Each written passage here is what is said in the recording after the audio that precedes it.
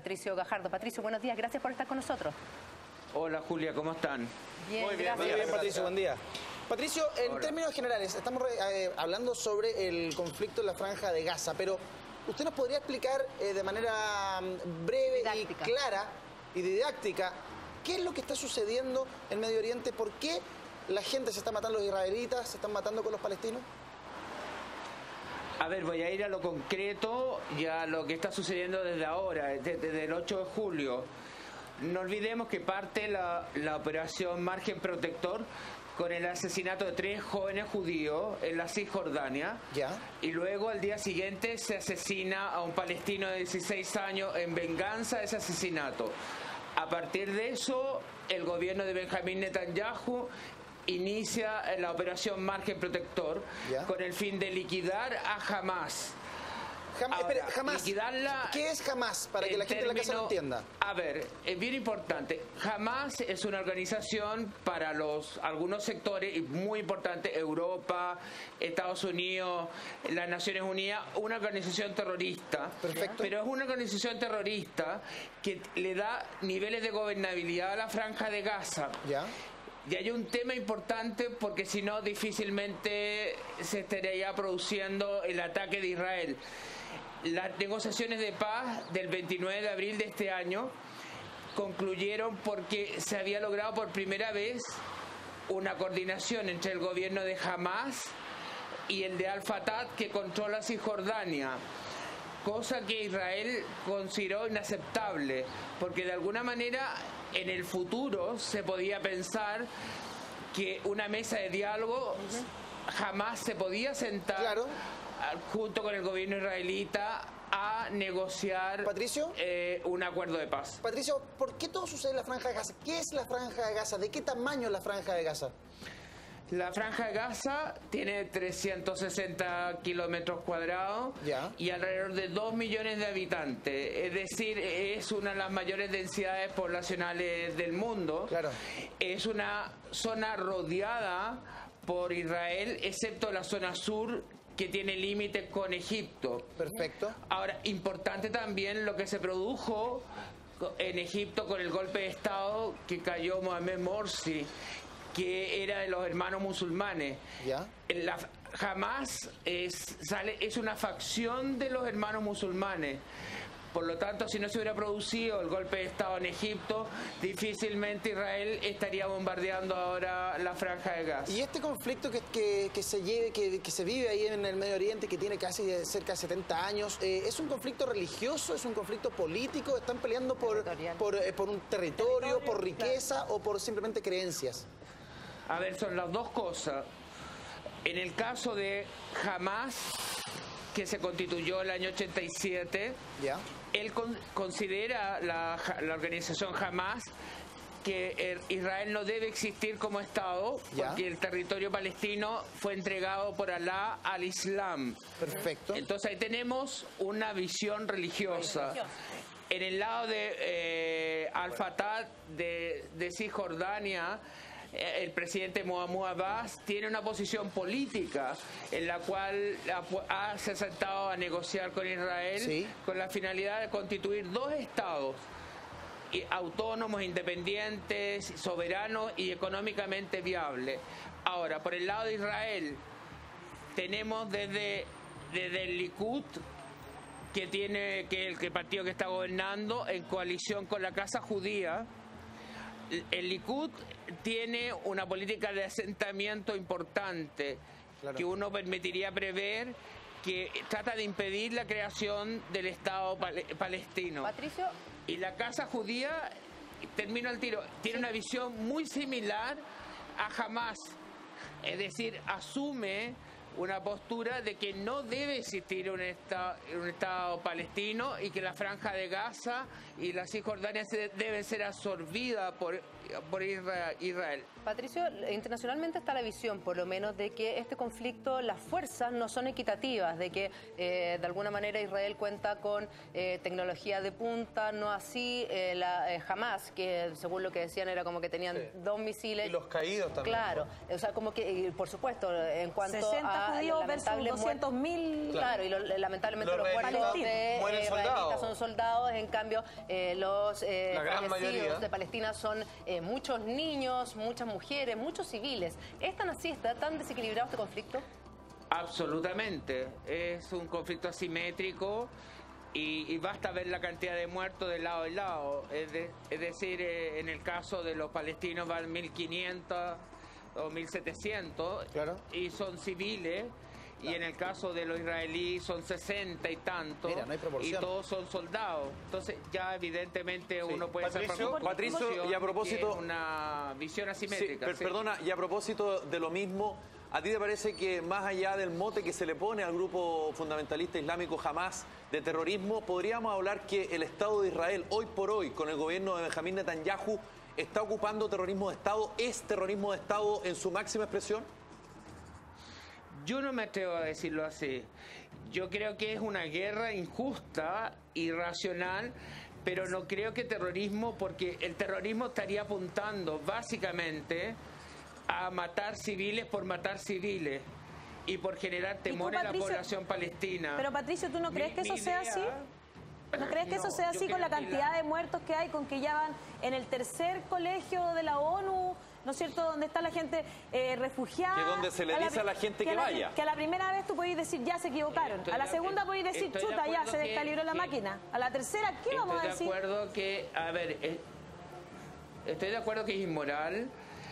Estoy de acuerdo que es absolutamente asimétrico, que es injusto, pero yo asumo que Israel es un Estado democrático, a diferencia de muchas otras zonas de muchos de los países árabes. Creo que, por lo tanto, no me imagino que un país democrático, a diferencia de las dictaduras, aplique una política de terrorismo de Estado. ¿No es más importante los resultados, perdona, Julita, no es más importante los resultados de esto que lo que uno asume o lo que, porque la democracia, ¿qué entonces? O sea, si estamos viendo que se están muriendo civiles, que están muriendo niños, que están muriendo personas que son indefensas y que no están metidas en ningún grupo terrorista. Claro. Entonces uno dice, chuta, pero es que entonces yo digo que soy democrática, porque pero no estoy actuando como si fuese una persona democrática. Es que el terrorismo clásicamente es utilizar la violencia con una finalidad política. A ver, si tú usas la violencia con esa finalidad, es decir, y acá hay una intención de matar civiles, y ciertamente que si Israel quisiera matar civiles por la simetría de fuerza que tiene, es decir, habría millones de palestinos muertos. Pero Pato, ¿te puedo hacer una pregunta ahí, Patricio? ¿Te puedo hacer una pregunta ahí? Según yo lo que entiendo, y que yo soy bien ignorante en todo el tema, las fuerzas militares israelíes tienen como tecnología de punta. Sí. O sea, de verdad tienen un domo que les avisa los ataques, el domo hierro, pero además los misiles que ellos poseen, o sea, si quieren que caiga justo en la P del GC que sale, ¿por qué? Va a caer ahí precisamente. Entonces, ¿cómo puede ser que se equivoquen tanto, que caigan en escuelas de la ONU, en hospitales? O no se equivocan y caen donde tienen que caer, y ahí es donde viene el problema. Lo que pasa es que la Franja de Gaza es virtualmente un campo de concentración de personas civiles que incluso no tienen luz, agua. Exacto. Con 50% de población cesante. Bloqueo económico. Por lo tanto, lo que es atentatorio con los derechos humanos es la Franja de Gaza en sí. Patricio. Entonces, cualquier misil que se ataque o cualquier misil que tire va a caer en población civil, en colegios, en hospitales, etcétera. Pero hay algo que me inquieta aún más, que lo único que tienen para defenderse los palestinos, la gente que vive en la Franja de Gaza, son las imágenes horrorosas que todo el mundo puede ver. Sin embargo, el mundo desde afuera, o quienes toman las decisiones de permitir este ataque, pareciera que tienen todo justificado. La ONU no interviene, Estados Unidos les pasa dinero, armamento y todo. Que esta locura debe parar. De hecho, la última escuela era una escuela de la ONU. Pero no interviene, pero sí interviene. En otra parte del mundo y una vez más, Estados Unidos, en nombre de la paz, de la justicia y la democracia, contra el eje del mal, van y atacan con todo. Entonces, lo único que tienen, insisto, a su favor los palestinos, es esta imagen de horror, pero los demás le dan duro y parejo todo el día. Entonces, a mí me parece que más que un desequilibrio, aquí aquí hay un lobby así a nivel mundial horroroso. Recuerda, hay un tema importante, que jamás tira misiles. y ha tirado misiles de manera significativa, siendo una población muy pobre. Sí. Entonces quiere decir de que se está teniendo recursos también en el otro lado. A mí la carta de Amaro Gómez Pablo me parece fantástico, porque va al núcleo del tema. Es decir, considera jamás un grupo terrorista, sí, y yo también lo considero así. Pero no justifico el asesinato de población civil en Gaza. Claro, pero el problema de Gaza es un problema de derechos humanos que existe más allá del ataque que se está produciendo ahora. Patricio, perdón, ¿sabes lo que pasa? Es que hay algo que a mí no me cuadra para nada, yo sé que lo hemos conversado de alguna manera, pero me gustaría que fuéramos súper claros. Si hoy en día Corea del Norte se pone a tirarle misiles a Corea del Sur, yo tengo la sensación de que Estados Unidos va a movilizar toda su tropa y se va a ir a meter ahí y va a parar el cuento. La ONU también. Y la ONU también. ¿Por qué esto no sucede simplemente en la Franja de Gaza? Que es para muchos la cárcel al aire libre más grande del mundo. Estoy de acuerdo. ¿Sabes qué? Lo que se ha notado es que el presidente Barack Obama ha estado en un momento de bastante indecisión en su política exterior. Sí. Que no solamente se ha reflejado en Gaza. Sí, pero por abajo pasa todo. A ver, pero es que hay un punto. En el caso de Irak, piensa tú que Estados Unidos murieron casi 3.000 combatientes y el país se está fragmentando en una guerra civil interna. En Siria, Estados Unidos no se atrevió a tomar una decisión luego de la utilización de armas químicas por parte del presidente Bashar al-Assad.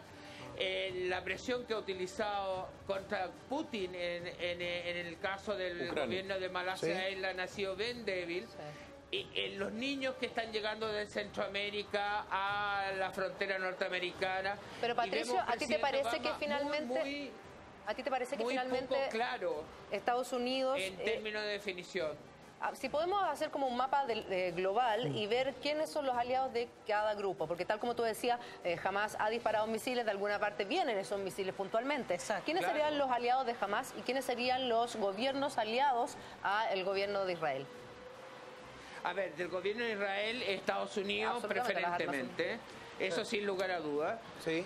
Y podríamos hacer de manera indirecta el gobierno de Al-Sisi de Egipto. Porque el gobierno de Al-Sisi saca a Morsi, que era de los hermanos musulmanes, muy vinculado a Hamas. Claro. En el caso de Hamas, básicamente Arabia Saudita, Qatar e Irán indirectamente, porque de alguna manera está apoyando más a posturas que estén en estos momentos ¿Y nuestro país a sectores que apoyen y nuestro país de alguna manera también se ha manifestado públicamente? La presidenta, según entiendo, llamó consulta al embajador. ¿Sirve de algo eso? ¿Qué significa? Es una señal de molestia grave, no es menor. Ahora ¿es suficiente? Tenemos que considerar suficiente yo no lo es. No es, pero es dentro del margen de maniobra, porque los estados se mueven dentro de la capacidad que tienen que todos los estados. Chile no es Estados Unidos, no es Europa, no es la Unión Europea, y por lo tanto la capacidad de maniobra en un conflicto de esta naturaleza es bastante más reducido, aunque pertenezca al Consejo de Seguridad. Y en ese sentido ya llamó consulta al embajador. Si el conflicto sigue y nuestro país sigue estando en desacuerdo, ¿tendría que retirar al embajador? Claro, pero eso yo lo veo muy inviable en términos de retiro, ruptura de relaciones. No lo veo eso como ¿sabes factible. Como que da la impresión... Porque, ¿sabes una cosa? Porque tenemos, insisto, que Israel es un Estado democrático. Y si no rompemos relaciones con Siria, o no rompemos relaciones con Irak, no rompemos relaciones con Egipto, entonces, que es una dictadura. Claro.